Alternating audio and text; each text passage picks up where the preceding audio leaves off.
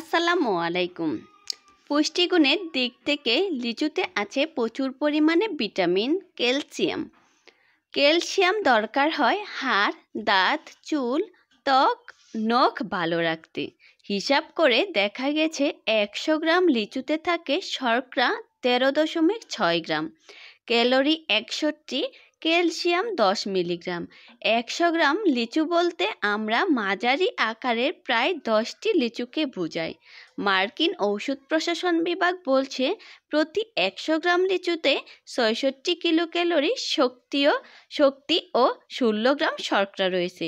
চর্বি একেবারেই নেই। যারা ডায়েট করছেন তাদের জন্য এই ফলটি খুবই উপকারী।